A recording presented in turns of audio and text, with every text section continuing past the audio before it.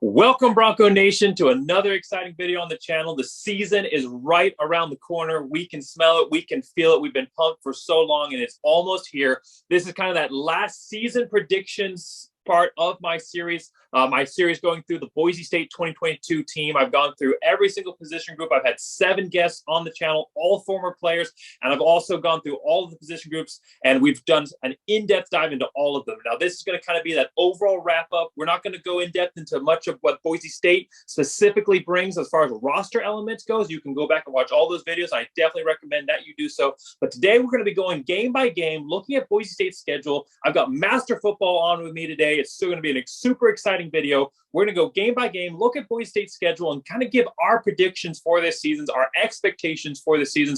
I'll also give you guys the expectations that all the former players came on my channel and we're talking about. We'll give their expectations for the season as well. It's going to be a fantastic video. Let's get started right off the bat. Thank you so much, Master Football, for being on today. Bronco, my friend Jake, appreciate it, dude. Let's go, man. It's 8 days away, dude. We're 8 days away, man. Let's go. Dude, I cannot tell you how just absolutely crazy I get during the off season, and the series is helping able to make these, but I cannot wait to actually be talking some real meat, looking at the schedule, going through this. Let's just start off right at the bat. I'm going to talk a little bit right here about some of the expectations for the season for Boise State. Boise State's got some pretty high expectations right now. I mean, Athlon Sports is kind of one of the lower ends, but they're still saying 9-3. The Mountain West Sidelines Twitter is saying 11-2. ESPN FPI, if you go through game by game and look at what they're predicting wins and losses, Boise State's actually favored in every single one of its matchups on ESPN right now. If you look right now on the FBI, FanSided saying 10-2, DraftKings saying 9.5. So a team that went 7-5 last season, first year for not just Andy Avalos, but I mean, you also had a new defensive coordinator, new offensive coordinator, changes across the board. Went 7-5, but won some great games, especially the BYU. Lost some really close games. I mean, we were really a couple possessions away from last season being, not a 7-5, maybe a 9-3 or more team. So a team that didn't necessarily live up to expectations last year, but has an opportunity to come in here in year 2 under Andy Avalos and make some big strides. It's like we talked about year 2 of Tim Powell being able to establish his offense. We got some great transfers coming back. We got 7 offensive starters, 8 defensive starters. The defense should be dominant. We've got, like I said, more great transfers coming in on defense as well to kind of bolster that. We've also had some exciting freshmen coming in or guys that were on the team last year who might be able to see the field. So it's going to be an exciting season for Boise State here. Before we kind of go through the schedule game by game, I'm going to talk real quick here about kind of the 3 keys to success for Boise State's season. If you want more specific 3 keys to each of kind of the sections of Boise State's offense and defense this year, and special teams, go back and watch those videos. But just kind of right off the top, and this will be real simple because I deep dived all the other ones already. Number 1 here is just establish Holani. I mean, last year, obviously injured for the first half of the season. When he came back, it was a completely different team. He looks great this year. The offensive line should be improved, and it has some guys, a lot of guys coming back as well. So this should be an offensive line that's better. It should be an offense under Tim Plow that's kind of getting under its feet, and then we have it back in Holani.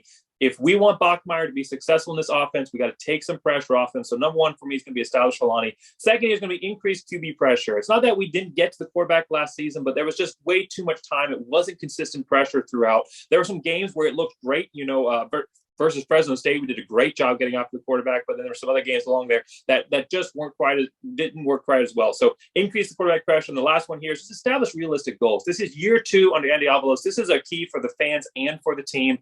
This is year 2 under Andy Avalos. I don't think people should be going out there and saying we're going to win. We're going to go to the playoffs and go beat Cincinnati this year. I mean, let's come down to earth, Boise State fans. Let's understand that this is year 2 of a team still trying to establish a new system here. We've got depth across the board. And we've got seniors in great positions. So I'm not saying don't be excited, but I'm also saying let's set realistic goals. There will be likely disappointments at certain points throughout the season. We're going to talk about maybe some of that happening, maybe it not when we look at our schedule preview. But if disappointment comes, it shouldn't derail the team.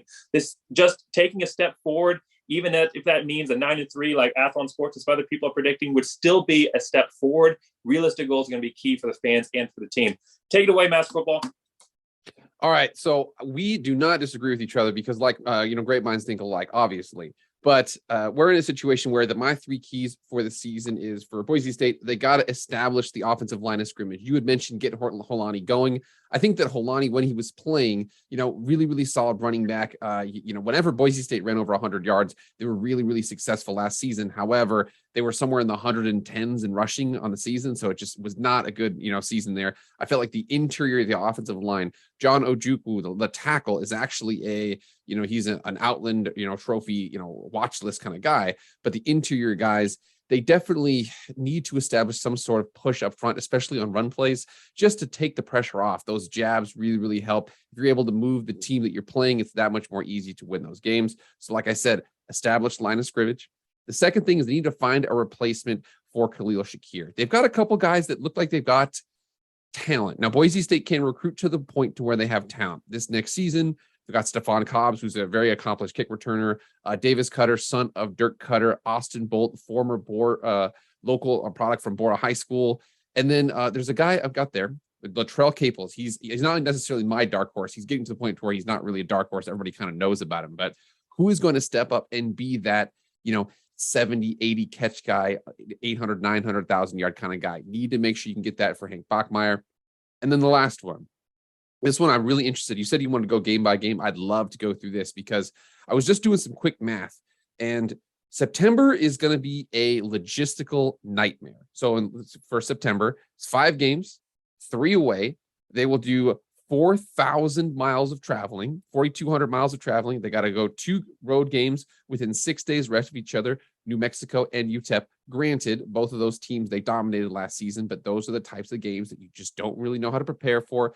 They've got Saturday, September 3rd at Oregon State, and then they have to travel home, and then they have to travel to New Mexico, and then at the end of the month, they have, a UTEP on a short week after going on playing UT Martin at home. And then at the very end, they have a home game at the very last day, but they play San Diego State, a team that that beat Boise State last season at their place. So September logistics and getting through that nightmare, if they can get through that, if they can get through September 4-1, 5-0, it's going to be a really good season. Well, talking about it being a really good season, that seems to be the expectations amongst the fan base, I think. We talk about, like we've kind of already gone through and previewed some of the media personalities, but when you start talking to former players, and I've had a bunch of former players on my channel, they are super hyped for this season. Every single one that I talked to had high expectations for the team. I'll rattle off some numbers here. Carl Kiever, former linebacker for Boise State, said 12-0 is what he's expecting. Ryan Dinwiddie doesn't need any presentation there. We all know who Ryan Dinwiddie is. 11-1. David Michael, running back under Ryan Dinwiddie, he said he wouldn't put a number on it, but he said he was going to be a better year, improvement. He said we'll have success this season. Tyler Rausa, 11-1. And Mountain West champs and a bowl win. He was kind of going more specific there. Kakoa Nawahini said 12-0. Derek Schumann said 12-0. Dryzen James said 12-0. So the expectations are really high. Let's kind of go through these game by games, and we'll kind of look and see if they're near to base here, what we think the season's going to look like here for Boise State, kind of go through our expectations. I'll introduce the teams that Boise State's going to be playing, and we'll also kind of look at what their record was last season, our predictions for them this year, key guys coming back, key guys that were leaving, how they did last season, how Boise State might match up against them this year. So let's just start right off the bat here with Oregon State. First game of the season, an away game against a Pac-12 opponent, a team that Boise State has a lot of history with. I should have looked it up. I'll have it for my 3 keys to the game video that will be coming out next week, or this coming week. But they have played a ton of games back and forth. There was a while there, the early 2000s, where they were beating Boise State every single year. And then Boise State took over the mid 2000s and started beating them every year. So it's nice to see this kind of, I wouldn't call it a rivalry necessarily, but it's nice to see this matchup kind of coming back on the stage here. It'll be interesting to see for Boise State. Oregon State, a team that went 7-6 last year, returns 5 offensive players, 8 defensive players. Big returning for them is going to be Chance Nolan, Jr., 2,677 yards passing, 19 touchdowns, 10 interceptions.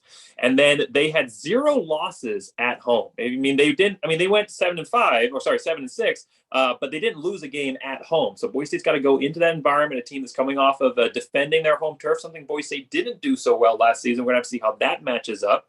And then they also had a win against Pac-12 champions Utah. So a lot of teams at Boise State we're going to talk about today actually had a win against Utah, but that was still a really good win for them to get that win, especially against the Pac-12 champs.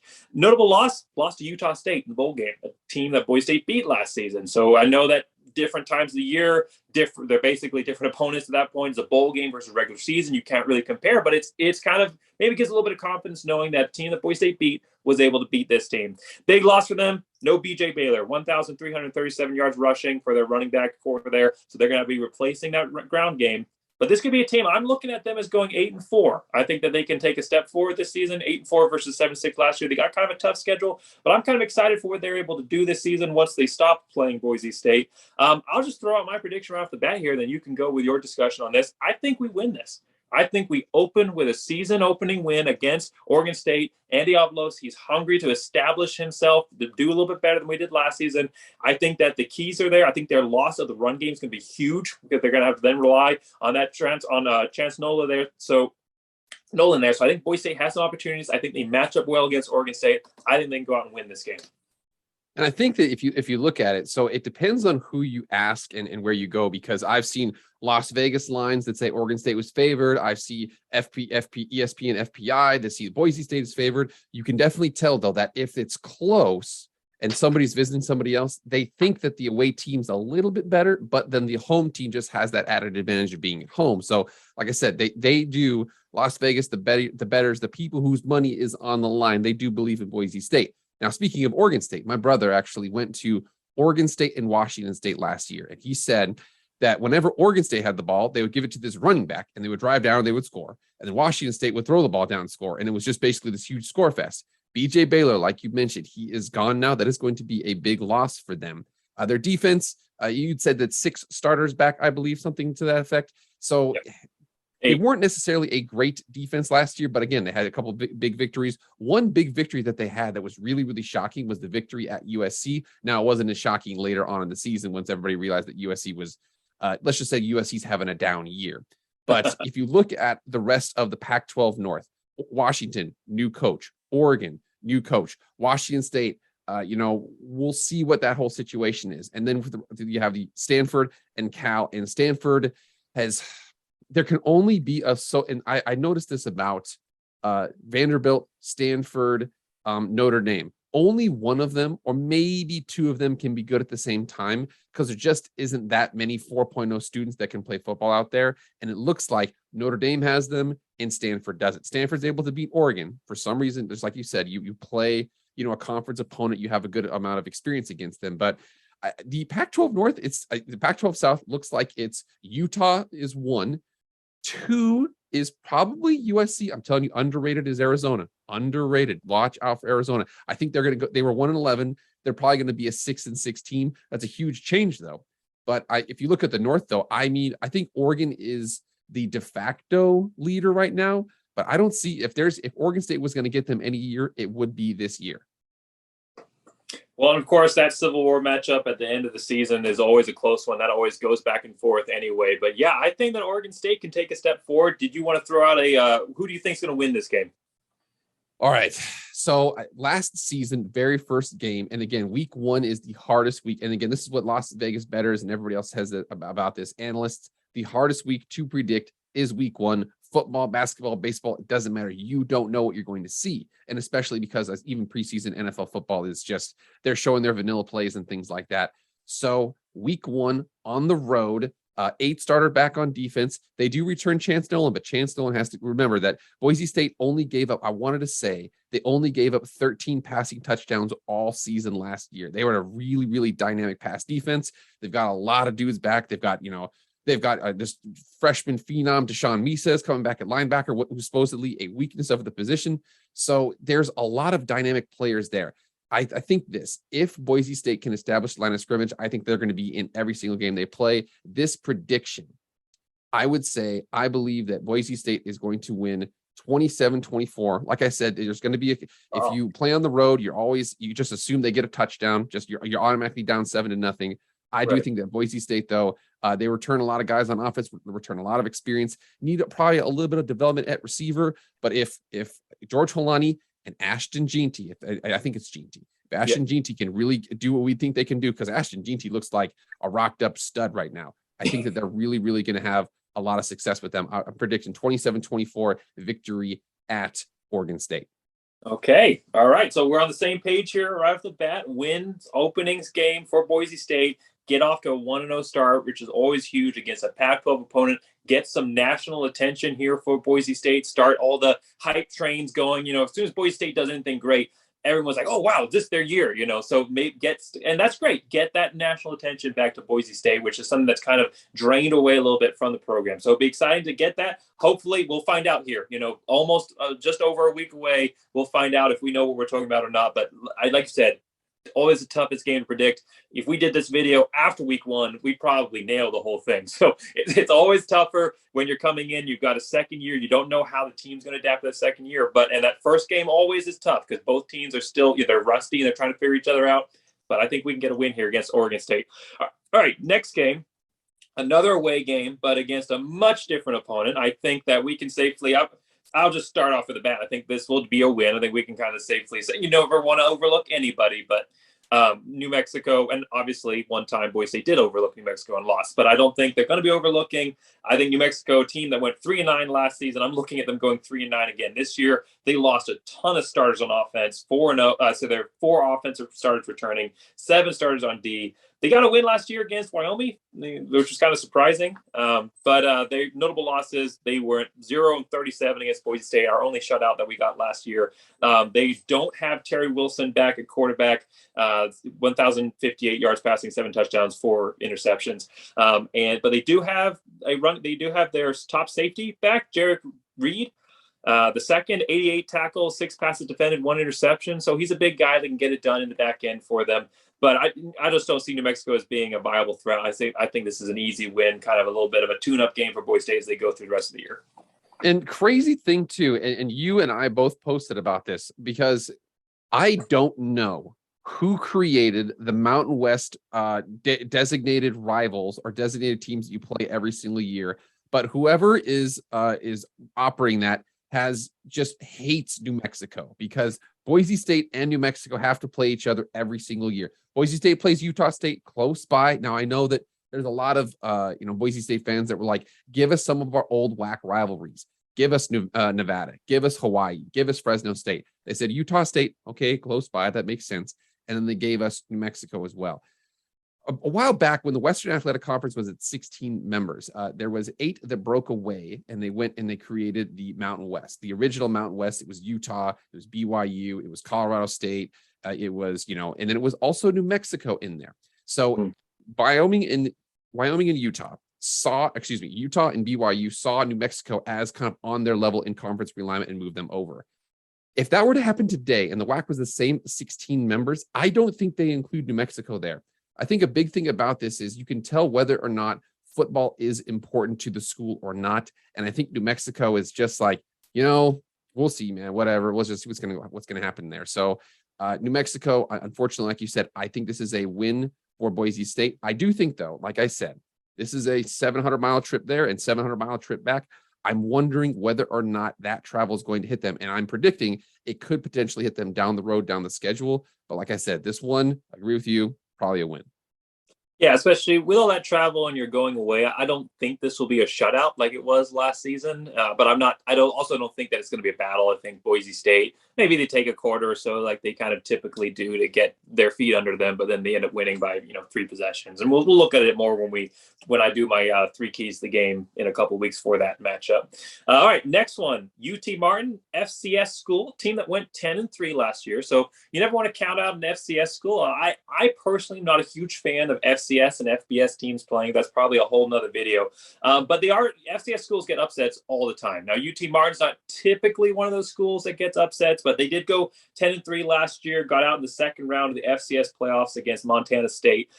They did play a FBS team last year, went 59-21. So they were able to score some points. It wasn't competitive. It was Western Kentucky, and they got crushed. But they still managed to score some points there during the matchup. Again, this one's a little bit more plain and simple. I think this is going to be a win. Boise State shouldn't overlook them, but I think it's going to be a win. Yeah, and you see the fact that, they literally have, I want to say it's 15 more scholarship players, 85 versus 70. And Boise State has got several guys on that are, projected to go to the NFL and being looked at there, so I think that, again, like you said, don't overlook it. You are coming off 2 road games and you are coming off 1 game that was at 6 days rest. So you're going to have some wear and tear on the tires there. But I have a hard time picking. I want to say, is it the Skyhawks? It's the Skyhawks, right? No, I do not know. I think it's the Skyhawks. I think it's because I had a friend who went. I had these twins. They're hilarious. One went to Boise State. The other one went to UT Martin for a semester, and then he transferred to Boise State. Go Skyhawks! I think it's Skyhawks. But anyways, yeah, I think that we're doing our best to amp this one up a little bit. But I think it's FCS team at home, Boise State winner. Now, this is actually one, I'll say this in the video. I'm actually planning on going to this game. With my flying schedule, I'm able to make one game this season, and it just so happens that the only weekend I can make it up to Boise is going to be for this matchup. I wish it was any other one, but so I'll be in attendance for this one. That will make it a little bit more exciting for me. But yeah, I don't think that this is going to be much of a competition. It's the first home game for Boise State, so that will be exciting. You've got your first home game, and then, first home game? Yeah. It's going to be their first game. So it's going to be their first home game. I'm going to be in attendance. So that'll make it more exciting for me, like I said. So it's going to be a good experience for Boise State fans. It's always great to get that first win on the blue and then move on with the year. But again, I don't think this is going to be a tough one at all for Boise State to win. All right. And just to make sure, I want to interrupt you real quick there. Like you said, I'm appearing on your channel. If you're up here, somebody may or may not have just moved within 2 blocks of the stadium. You might have to do an in-person interview. I don't know. We'll see. Okay. But anyways, continue there, sir. Yeah. All right. Well, something to look forward to. All right. So last kind of section of, like you was talking about, this September stretch, and we've talked about the wear and tear early for Boise State with all the flying around that they're going to have to be doing to get to these games. This is kind of that first one. Obviously, Oregon State's tough, but then this is kind of that first one that's, again, kicks off a tough schedule for Boise State. I mean, this is kind of what I'm going to talk about, the grind. We're going to look here at in order: San Diego State, Fresno State, Air Force, Colorado State with a brand new head coach who's probably going to be a lot better than they were last year, BYU, and then conference rival Nevada, and then you got Wyoming and Utah State to finish it off. So, I mean, that is a tough 6 games that Boise State has to make it through here after kind of a little bit of easier teams, but a lot of jetting around. It's going to be interesting to see how Boise State handles this. Well, I shouldn't get too far ahead of myself here. Obviously, we can talk about the grind, and we'll talk about the grind here in a second, but we should not overlook UTEP. I hope that Boise State doesn't do what I just did and move right ahead through the video, basically. We've got to come back down to earth here. UTEP, a team that went 7-6 last year, but they definitely did much better than expectations were for this team coming in. They definitely had a much improved passing game as well. So a team that I'm expecting to actually have a pretty good year, go 8-4 overall. I think their schedule allows for that with the weapons that they return. 6 offensive starters, 8 defensive starters. Best win. They didn't really have a quality win last year, but it's also a team that the expectations are lower for this type of school. I mean, they haven't been a team that's gone in and appeared in bowl games that frequently. They're a team that hasn't gone in and I mean, they're not Boise States of the world. I mean, they're kind of measuring success by a little bit of a lower level, but they went on a pretty good streak after that loss to Boise State. They actually went and won a bunch of games. They went on a 6-1 run after losing to Boise State, including the couple wins before that. So that streak was 6-1. They beat La Tech 19-3. They ended up finishing the season 1-5, which wasn't great. But this was a team that managed to find some avenues to success last year. They do lose 2 of their starting wide receivers, but they return their starting quarterback who threw for over 3,000 yards last year, and their starting running back. So it's a team that I expect Boise State to come in here and win handily in this matchup. But UTEP showed some things last year. They took advantage of some of Boise State's defensive positioning with some big pass plays last year. That first quarter, it didn't look like Boise State was being super dominant against them in the run game. So I think that this is going to be a win for Boise State, but I also think that Boise State should not be blowing ahead looking forward to the massive matchup against San Diego State next week after that, because this is a team that if you aren't careful, they could potentially catch you. Absolutely. And like you said, the fact that this is a classic trap game on the road. We already waxed these guys last year. What do we care about this? You got to watch out. I'm telling you, it's college football, and the higher levels that you go, anybody can beat anybody. You really have to watch out. Yes, I know the line in the game is probably going to be 20.5 points. It's probably going to be 24 points, something like that. But again, that right there can lead you. This team has enough talent. Like you said, they went 6-1 at one point. they can win those games. If they don't come ready, it could be a bad situation. And I mean, imagine a loss at UTEP, you come back and then you play San Diego State. That would take the sales completely out of the whole season, the whole program. It would really, really hurt. Well, and even if you don't lose, if you overlook them and have to play this drag out battle the whole game to finally get that win, your starters are going to be tired coming into next week. You're not going to have an opportunity to rest them in the fourth like you might otherwise with a team like UTEP. You're going to want everybody at 100% ready to go level for San Diego State. So Boise State should come in, put this team away early in a focused manner, get the subs in, and then coast out the rest of the game. But again, like we talked about, first on their mind is don't lose. After that, try and win dominantly so you can get your starters a break.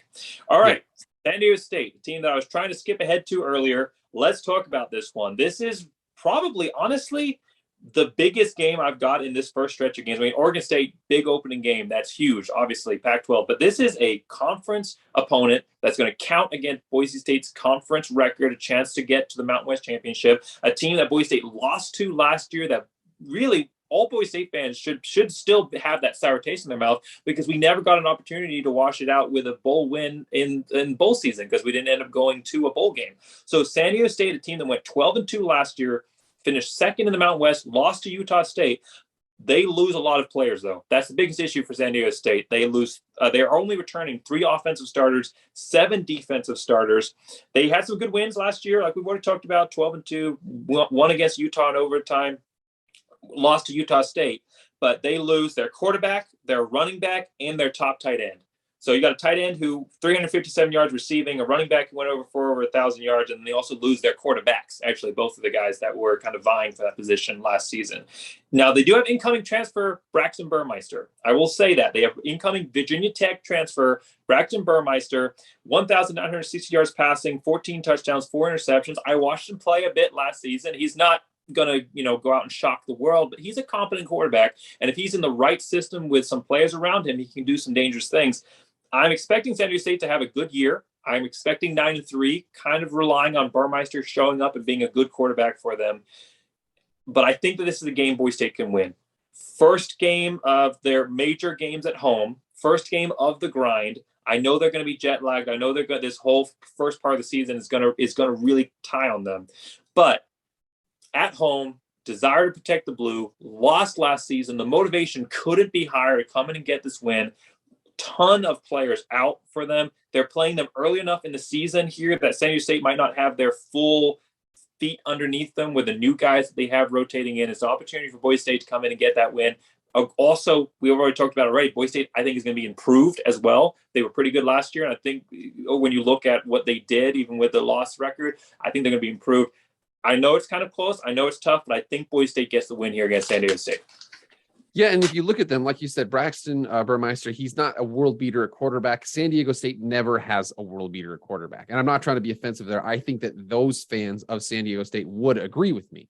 But with that, I mean, if you look at them, so as an example, you look at their schedule for the first month, they play Arizona. Arizona is coming off of a 1-11 season, but they just had a top 25 recruiting class, which is that. I mean, say that again, 1-11 season, top 25 recruiting class. That doesn't happen. They also had a lot of guys in the transfer portal. Do I think that Arizona is going to win that game? No, I think that, Brady Hoke, they play defense. They play a particular type of football. We're coming straight at you, and you know what we're doing.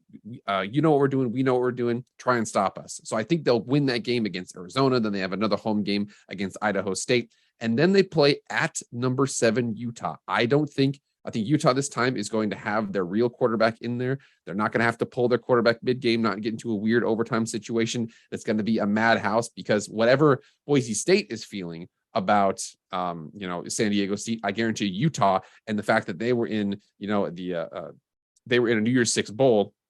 They were like, we would have been even higher had it not been for this one loss, early on in the season. So it'll be like that. And then they play home against Toledo and then play at Boise State. So for them, they got a 13-day period where they play at Utah and at Boise State. It's not an easy schedule there for them, especially at the mid to the end of September.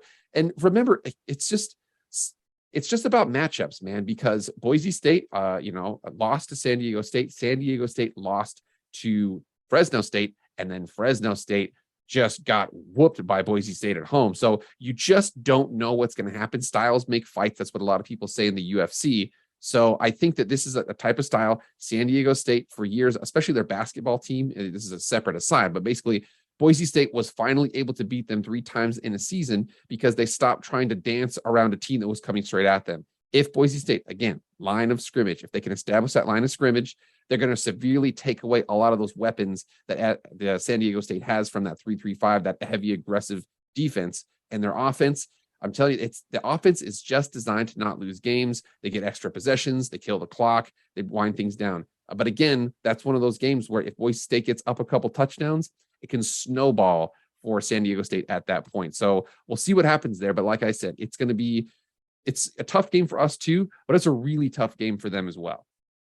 Good. So we're on the same page there. Win. So Boise State, we're basically saying, I mean, we'll summarize at the end here for everyone not keeping track, but we're looking at Boise State opening the season 6-0 here, potentially. I mean, there's a lot of tough ones. We've already kind of talked about some of these games that should be easy might not end up being quite as easy, but we're looking at a schedule that's forgiving in the first half, at least the type of teams they played, if they have to travel to them. Matchups that are going to work out well, teams that are coming off of a lot of losses, whereas Boise State is returning a lot of guys. A chance to open up the season 6-0. And I mean, if Boise State does this, if Boise State opens the season 6-0, the hype train is going to be off the rails. I mean, it is going to be absolutely insane. Boise State's going to be in the top 25 for sure. I mean, they might even be in the top 20, inching toward top 15 territory at this point. I'm not necessarily saying, looking at the numbers, that they would necessarily deserve that, but based on who they've played, that's just kind of how it works with the AP poll, man. I mean, they don't really look at, hey, this team's good this week, they're good. You know, they look at, wow, they get all the hype, and it's all just kind of whoever has the most momentum. So I think you look at this 6-0, Boise State has a real chance to start establishing some things. Now, the last 6 games, though, they make the first 6 games look like the preseason here, because this is going to be an extremely tough grind for Boise State. Let's kind of talk about one of those really big matchups looming for Boise State. You kind of already mentioned them already, but Fresno State versus Fresno State. They had them at home. Team that went 10-3 last year, returned 6 stars on offense, 7 stars on defense. Their quarterback, surprise, is back. He tried to transfer, decided to come back. Got a little bit of hate for it, but he's back. They returned Jeff Tedford, so a coach who knows how to beat Boise State. He's 2-2 against them. They swapped wins and losses in the regular season and the bowl season. Bowl season and the Mountain West Championship. It's a team that did really well last year. They beat UCLA 40-37. We're this close to beating Oregon. I mean, they should have won that game. They really should have won that game. This close to beating Oregon.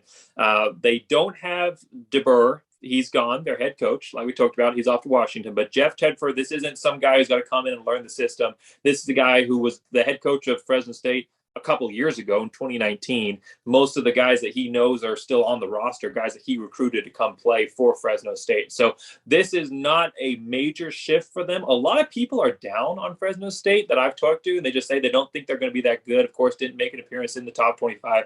I'm really surprised by this. I think that this is a really good Fresno State team. Obviously, they lose some guys here. They don't return their running back, but Jordan Mims looks like he's going to be good.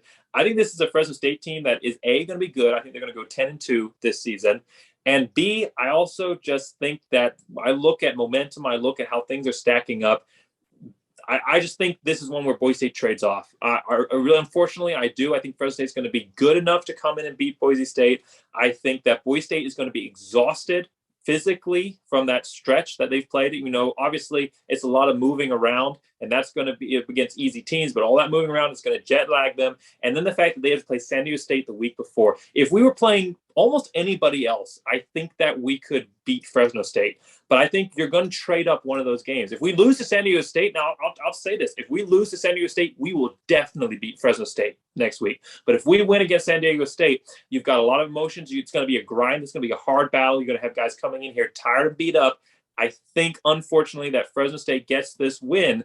Now, having said that, Andy Avalos, as both a player and a head coach, has never lost to Fresno State. He lost them as defensive coordinator, but when he's been on the field or making the calls, the main calls as the head coach, he has never lost to Fresno State. He's going to be motivated to protect the blue. This is a home game. Everything lines up for Boise State to have a shot in this. But I do think that Fresno State takes the game in this one to end. So I will push back a little bit here because I'm actually still, I mean, again, if we had to assign a worry, I know you would kind of preface there that if, let's just say, they lose to San Diego State, then you're pretty confident, but you think that just the drag of playing San Diego State and then Fresno State is going to get them. I'll just have consideration for the week of the game after Fresno State is the game that scares the death out of me. But we'll just continue on this game here. So last season, Boise State was kind of having a down year. They lost a couple close games, weren't really able to protect the blue, go to Fresno State. A lot of people were picking them, come out 40-14, really gave Jake Haener absolute fits with just the defensive coverage. And you can tell that when a coach has an impact on the team, you can really tell that Andy Avalos has impact on that secondary. They were trying to establish themselves by getting some passing going, but it was just pick fest city out there. Lots of sacks, tackles for loss. The defense really played well. I am not so much worried about Fresno State. I do think, again, plenty of talent. Do not get me wrong, plenty of talent capable of winning that game. But I think that Boise State. This is a team that they match up well with. Their defensive backfield the Boise State's defensive backfield is super strong. They're going to get them at home. I really like their matchup in this game. I don't actually like their matchup against San Diego State, but I do think that San Diego State has some external factors that could hurt them a little bit. But I think this is going to be a win. However, I think that the world will come crashing down the next week, and I'll throw it to you, my friend. Well, yeah, let's look at that next week. Before we do, I will just simply say another factor here is Boise State coming in 6-0. All the hype, it's all around them, but it's also a young team. Obviously you got a lot of starters, a lot of seniors across the board, but you look at a coaching philosophy, this is a young team. This is still in a rebuild year. This year 3 for Boise State, I'll just say this off the bat here. Year 3 for Boise State, I am super pumped for. I think year 3 could be New Year's Six bound for Boise State with what they're building here, with what Andy Avalos is doing. But year 2 for a rebuild team, they've got all the hype around them. It's the hype is going to hurt them, I think, more than anything else, because they say it doesn't impact your head. You're not paying attention to headlines, but you are. And it's not a trap game, obviously, but all the cards just, I think, line up here to go in against Fresno State. You've got a really tough game the game before, and a really tough game the game afterwards. Again, you're both motivated to win. I just think that Fresno State takes the lead here, but let's talk about that second game there against Air Force, because that's the game that is going to be overlooming this matchup. It's crazy that you'd have a game that would overloom Boise State versus Fresno State, but Air Force really does that next week, because Air Force, it doesn't matter if they have their third string players out there the whole time, or, NFL level talent, which Air Force doesn't usually have, but if it doesn't matter who's playing for them, that offense, Boise State just never is able to establish themselves well enough to be able to go out and consistently stop. Air Force is just the one team that doesn't matter if they win 4 games in a season or if they win 10 games in a season. Boise State versus Air Force is going to be a grind fest, and Air Force has a chance to definitely go in and win that game. So this is the game where Boise State has to go to Air Force. They have to go up to elevation. It took Brian Harsin, 4 games, right, to be able to figure out how to beat Air Force. Andy Avalos didn't figure it out last season. We were close. It was a good game. It was close, and onside kicked it, got the onside kick, threw an interception. We had a chance to go in and win that game, but I think it's going to take a couple of years for Andy Avalos to figure out Air Force, and that's just how I think it works for Boise State coaches here, because Air Force's offense, for whatever reason, is completely different than anything Boise State sees. It's really hard to prepare for. And going up and playing at elevation at Air Force is never a good mix of combination factors. They return a bunch of starters, 9 offensive starters, 6 defensive starters. They went 10-3 last year. They beat us at home, at our home. They lost to Army. So we'll talk about notable losses there. They lost to Army. So that was unfortunate for them. But they had a great year overall. They don't return their main deep threat at wide receiver. It's kind of weird to talk about a deep threat for Air Force, but this was a guy that they were able to run out on a go route, and he had speed, and he had over 600 yards receiving for them. But they have Brad Roberts, their running back, coming back, who had over 1,300 yards rushing.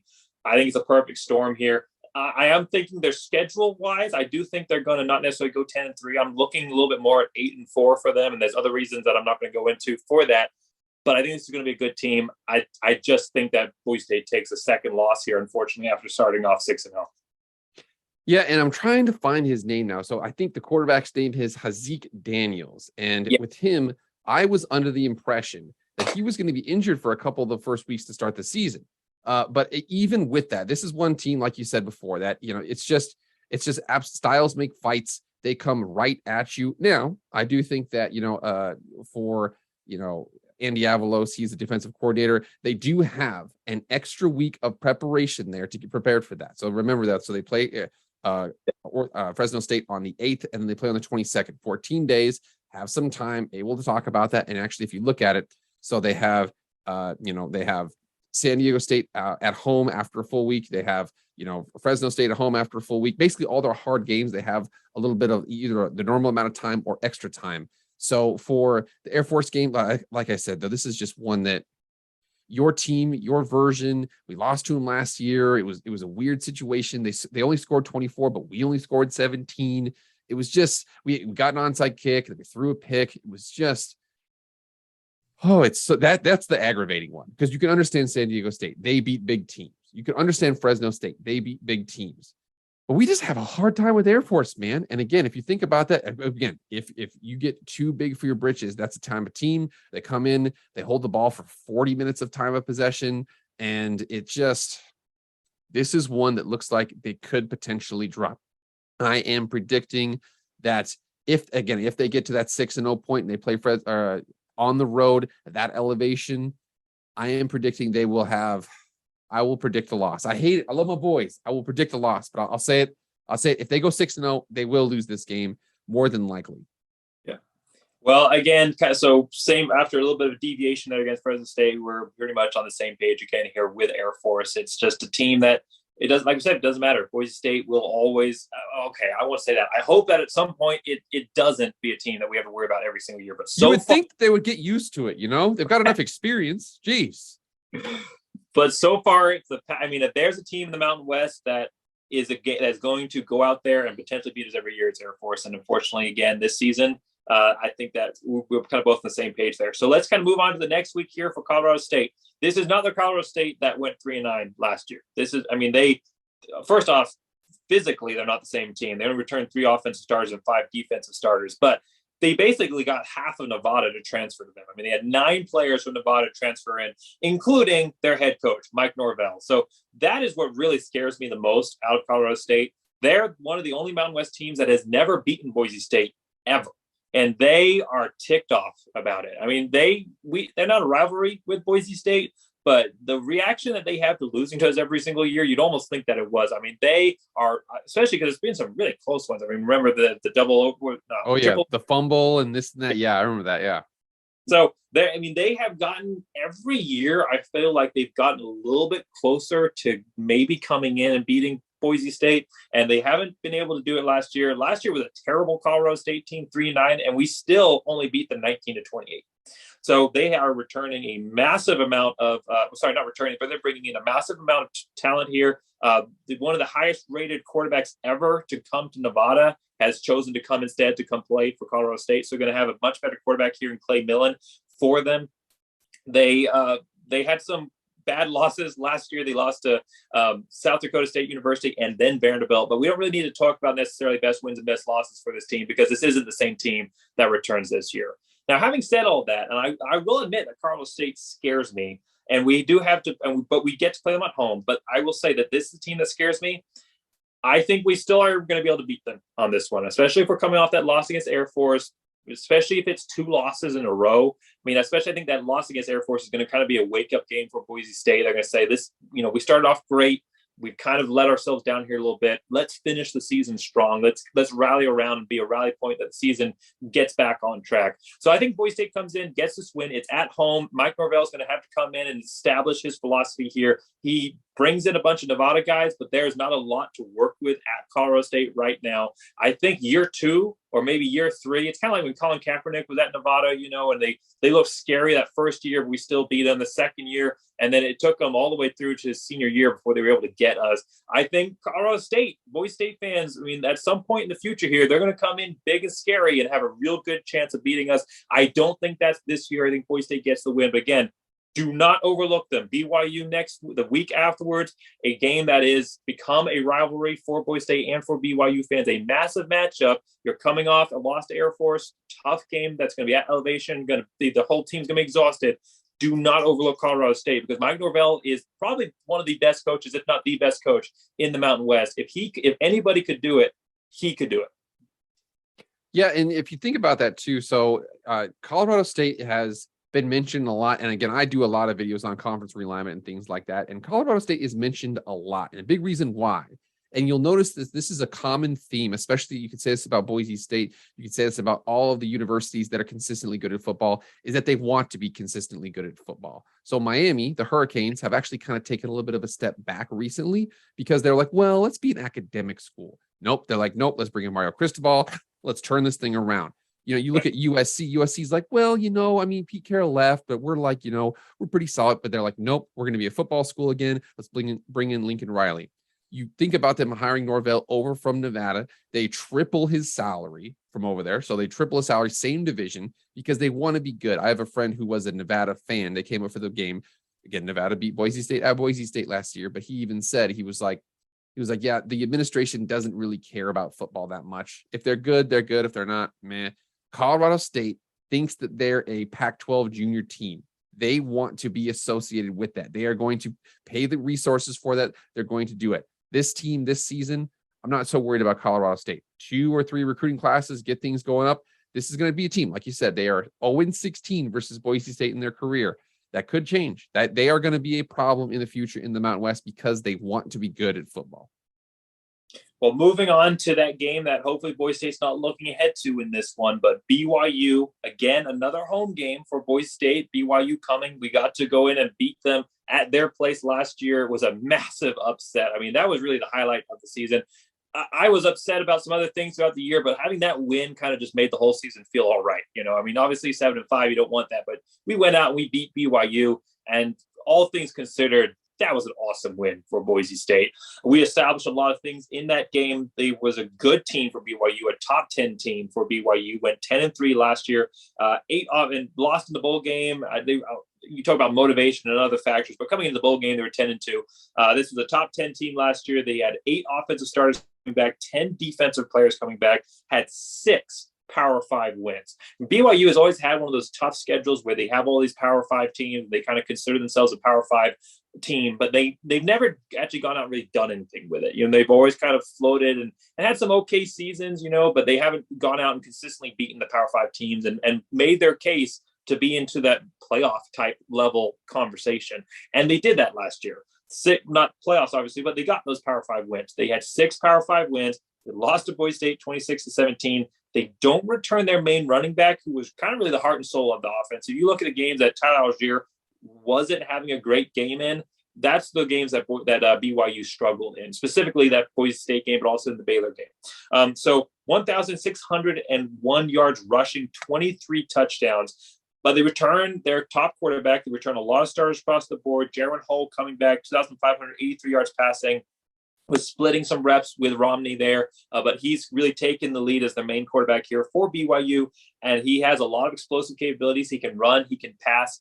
So this is going to be another dangerous BYU team. I think the fact that they don't have Tyler Algier, though, like I said, when he wasn't at his peak or he wasn't a factor in the game, that's when BYU struggled. So I think that Boise State is going to be able to, kind of like we were talking about with Oregon State off the bat, return the quarterback, but not a running back. I think that is some teams that doesn't impact them as much. But just like Boise State struggled last year without Holani, I think that BYU is going to struggle to establish themselves without that great running back, the bowling ball, the knives on it, Tyler Algier. So I think Boise State's going to get this win. Home game for Boise State, a BYU team not returning their main running back. I think Boise State goes out and gets this win. I think that it looks pretty good for them. Now, remember that offensive line gets a lot of starters back, and they are a big, big bunch. They've got a lot of guys who look like they have, a Sunday level of talent out there. But again, I mean, think about this. We talked about Boise State's schedule and what they have to do to get through to that. Listen to this, okay? Right now, preseason, they play number 10 Baylor, number 11 Oregon, number 5 Notre Dame, number 19 Arkansas. All of that before they play Boise State. They have a tough schedule. Utah State's no slouch. They play at South Florida. I'm not so worried about that at South Florida game. At Liberty could be surprising. I know your boys out there. I know your boys. Don't you worry. I see it. But again, end the season with Stanford. They have Utah Tech. They have their own version of SEC crap week, but in the independent ranks. But yeah, I think that for them, Boise State, they last 2 years ago, they lost during the COVID season. They lost at home and they got absolutely just blasted in that game. And in this last season, they were able to finally run the ball. That was one of the big things about them. They were finally able to establish the line of scrimmage, force some fumbles, because I remember that BYU up until that point hadn't really turned the ball over that much. This year, do I think that BYU is going to be 8-0, 9-0 heading into this game? I do not. They have a brutal schedule. What is that? That's 4 top 20 teams before they play Boise State. That's going to be tough. I will say I really disagreed with the AP poll when it came out. For some, I mean, the biggest thing for me was that no Mountain West teams made an appearance, even like between number 22, 25. I thought we might be able to sneak one in. But when you start getting up towards these top 20 numbers, I was in disagreement with a lot of those things as well. I don't think that Notre Dame should be ranked as high as they are with their coach leaving. I don't think that Oregon should be ranked as high as they are. They got a transfer quarterback coming in. So, and even Baylor, I don't think should be ranked necessarily quite as high as they are. So I actually think that BYU is going to be good. I think that they're going to be really good this year. They're not going to have Algier, and I think Boise State matches up against them well enough that they're going to be able to get this win. But again, probably another video. But I think that BYU is going to be 10-2 this season. I think they're going to be. I know, yeah. I mean, it's probably a bold prediction, but I really like what I saw out of them last year. I think that when you make a top 10 performance like that, you return a ton of starters across the board, including, like you talked about, that offensive line as well, and also some good, receiving threats as well. I just see this as being a good BYU team, but I think Boise State's going to be able to go out and get this win for the reasons I stated previously. Yeah, and I think that, if you look at this year, I actually was surprised when I checked out the schedule. No Utah this year for them, which is kind of shocking, but still at the same time, I mean, Baylor, I was in a conversation with a guy by the name of Golden Blue Dude, and he had a couple people on, and one of the guys he's like, basically everybody other than me and another fan of a different team picked Baylor to win the Big 12. So you got potentially a Big 12 favorite out there. Arkansas is going to be a very, very physical team. That Arkansas game will be really, really important because it will let me know, because last year BYU's defense wasn't great. Okay, they weren't great. They were a really, really good offense. They could really control the line of scrimmage. Tyler Algier is a really, really steady running back, really consistent, didn't fumble a lot.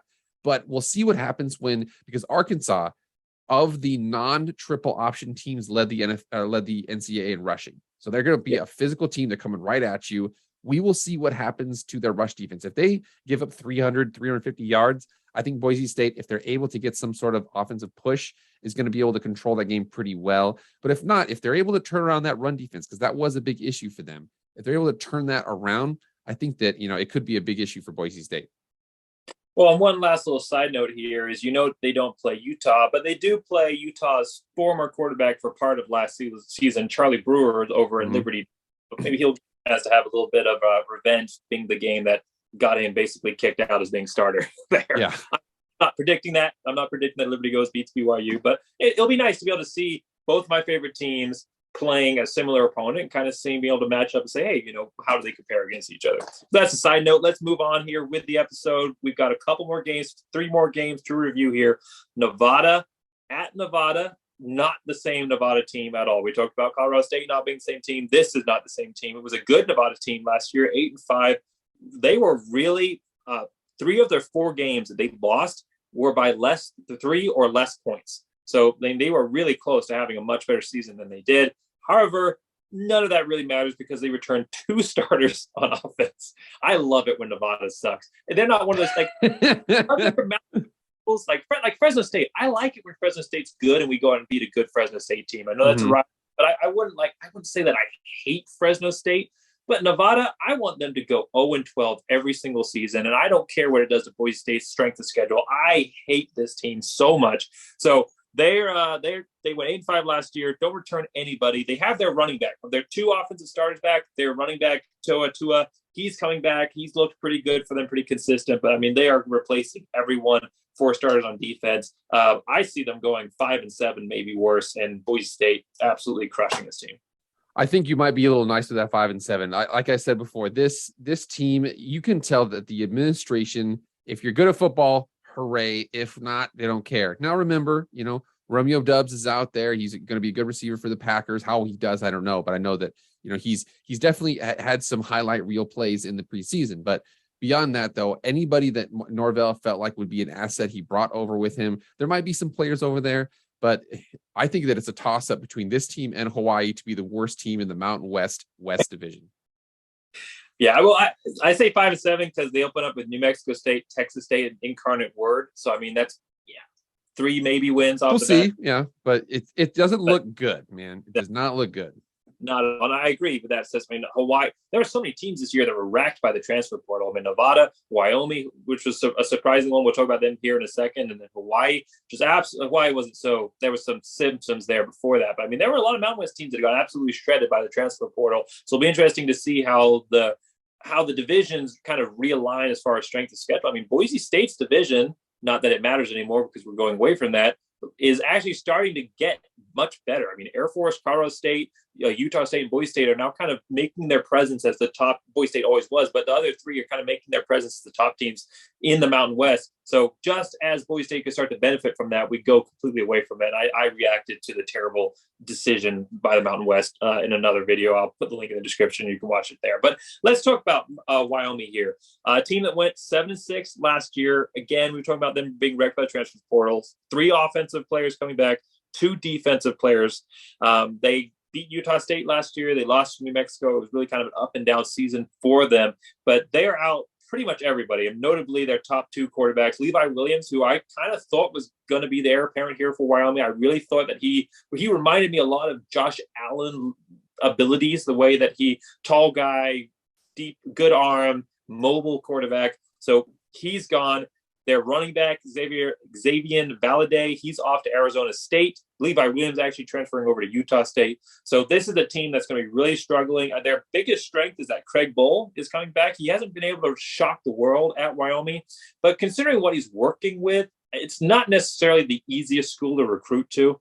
And he has done a great job of developing diamonds in the rough. So we talk about them not really having anybody on this roster, but it's really anybody on this roster that we know about yet. I mean, if anybody can develop anyone, it's Craig Bohl.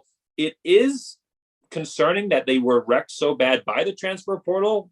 I don't know if that's reflective of him or something else going on at Wyoming. But their biggest strength here is Craig Bohl. He's a developer of hidden talent. I predict them going 4-8 this year and Boise State beating them easily. But you know what's something interesting? I've seen like 3 or 4 predictions, not from major sites necessarily, but like 3 or 4 predictions that have Boise State losing to Wyoming. Like they'll be like 10-2 or 11-1 with a loss to Wyoming. Now, I just don't understand that. I don't know if you have any light you can shed on that, but I think this is going to be an easy win for Boise State here coming down that stretch of the season. I do too. And Craig Bohl, I think what Craig Bohl comes over from North Dakota State, and it's one of those questions where, you know, does the school make the coach, or does the coach make the school? So as an example, Chris Peterson was successful at Boise State. He goes to University of Washington. And some people are like, oh, well, he's not going to be successful. Boom, takes them to the playoff. They do lose to Alabama, but he's able to be successful there. Craig Bohl is from North Dakota State. If they have a really, really good thing going, recruit pretty well. Wyoming, it's just kind of tough, man. You're in southern Wyoming.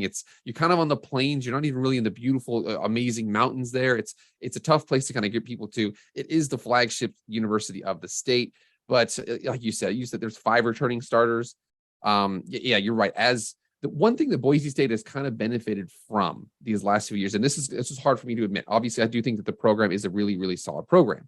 But Boise State has benefited from the same thing that I think the Patriots benefited from when Tom Brady was their quarterback. Was the AFC East was just kind of down. It was like the Jets couldn't get their thing together. The Bills, up until they got Josh Allen, couldn't get their thing together. The Dolphins were a mess. And if you look at that, so from the Mountain Division, I mean, you've got Colorado State, who up until last season, actually up until the offseason, this last season, didn't throw any money towards quarterback.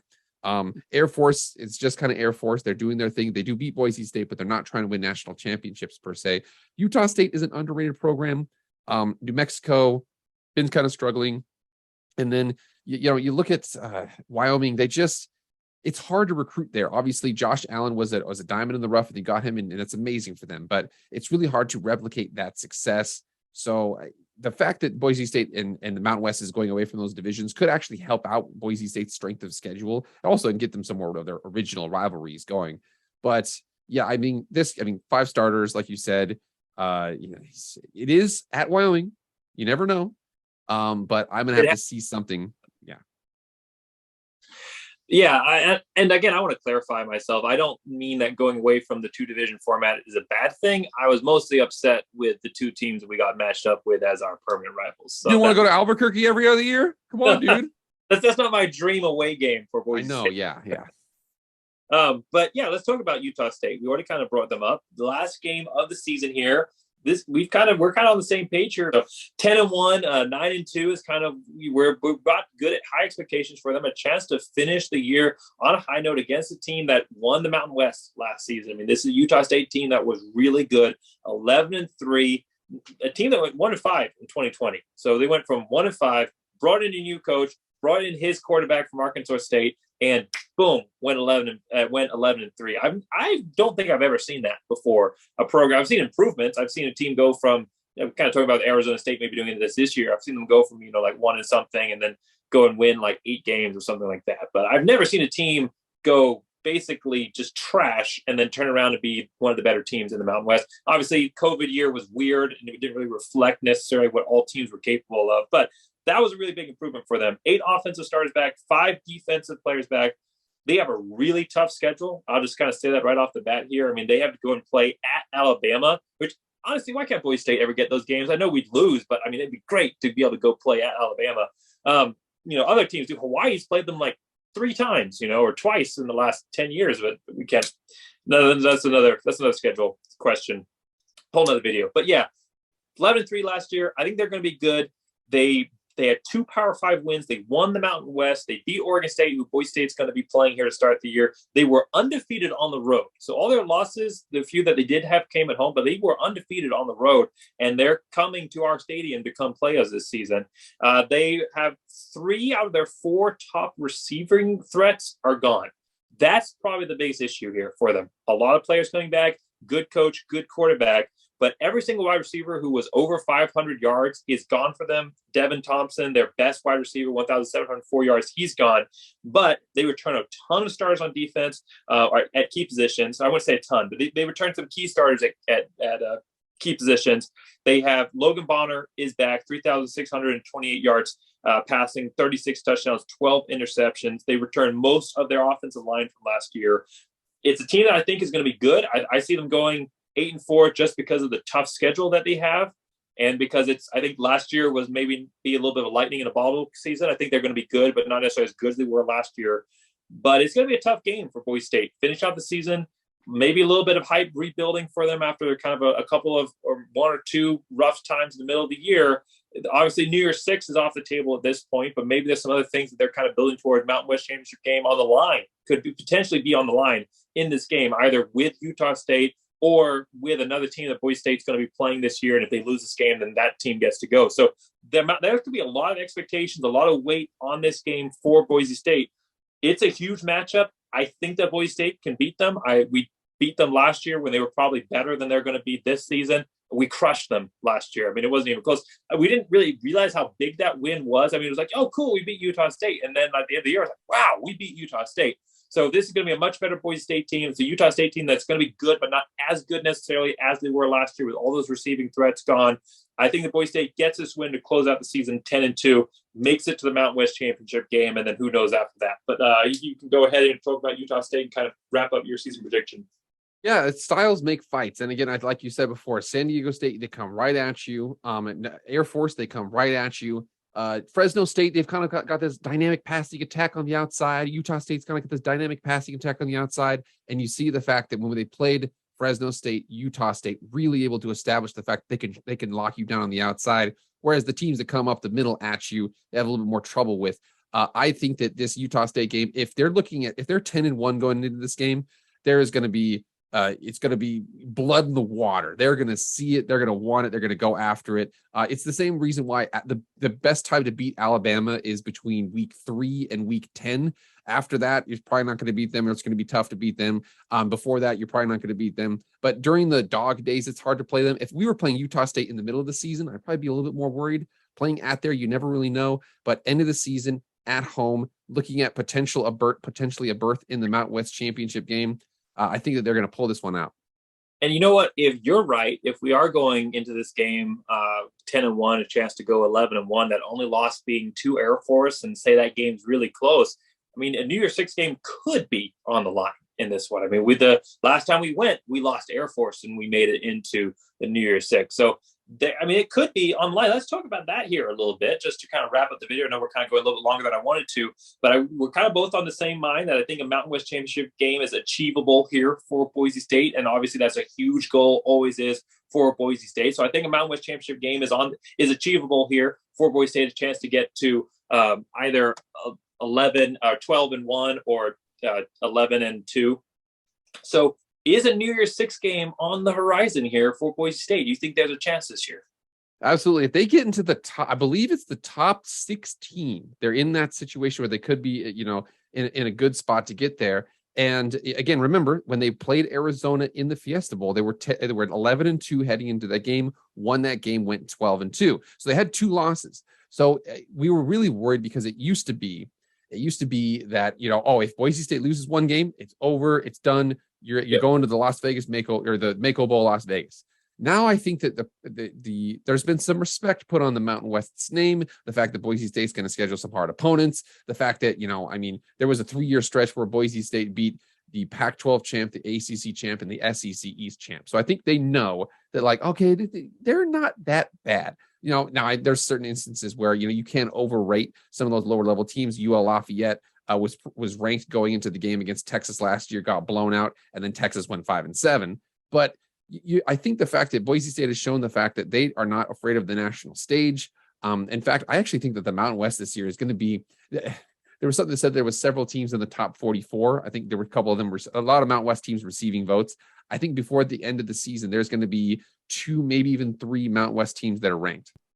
Yeah, that tweet, Mountain West is good. I love Mountain West this year. I think they're going to be, last year they definitely, and this isn't just me saying it, there were several other major news outlets echoing this, saying that they were the best power group of 5 conference in the country. I think they're definitely going to reestablish that this season with some other American athletic teams not doing necessarily quite as well as they did last year, especially Cincinnati losing some top players. But then the Mountain West is trying to hype everything up, and they tweet out and go, the Mountain West has just as many teams in the top 45 as the Big 12 and the Pac-12. I was like, okay, technically yes, but the Pac-12 and Big 12 teams are in the top 25. So it's one of those like stat comparisons where you get like a really selective number, and it's like, hey, compared to all the other Power 5 teams, we have the same amount of teams in the top 129 that everyone else does. You know? Well, did you know that Boise State, you know, the Mountain West has 12 teams and the Pac-12 has 12 teams. They have just as many 12 teams in the top 130. They're doing great, you know? But I like that we're on the same page here with, I mean, similar page here, obviously not necessarily gelling up exactly like 10-2 versus 11-1, but we both are saying 7-5 was, you look at a number 7-5, that's bad. You look at what happened last year, you look at those exact games, it's not as bad as 7-5. Probably the best 7-5 team, I said last year, the best 7-5 team I have ever seen was the toughest Boise State schedule I have ever seen. And this, not quite as tough. It's a second year for the coaching staff. They return a lot of weapons. They bring in some great transfers. Like I said at the beginning of the video, there's a lot of hype for this team. We talked about the stuff that the former players were saying. We talked about some of the bigger media numbers that they were throwing around. Again, I would love to say 12-0. That's what I want to say every single year. Yeah, of course, yeah. 10-2. The fan side of me is going 12-0. We're going to go to the national championship. So, obviously you got to rein in one of those. But 10-2 is going to be a huge step forward for Boise State. 9-3, honestly, would be a huge step forward for Boise State. Fans, if we don't go out and win the Mountain West Championship game this year, we shouldn't be super disappointed about that. I mean, this is still a second year, rebuilding year for Boise State. We've got some hype going for them now, but if they just go out and win 9 games next year in a tough conference, that will show growth. That will show development. Year 3 is when we can kind of start to get really hyped for the future for this team. So that to be said, I am excited for the future of this team this season. I'm excited to see what's happening. I can't wait. We are under 10 days away. Sound the alarm bells. College football starts tomorrow. It's crap games, but it's tomorrow. But Boise State is starting here in a week or just over a week. Maybe when you watch this video, it'll be less than a week.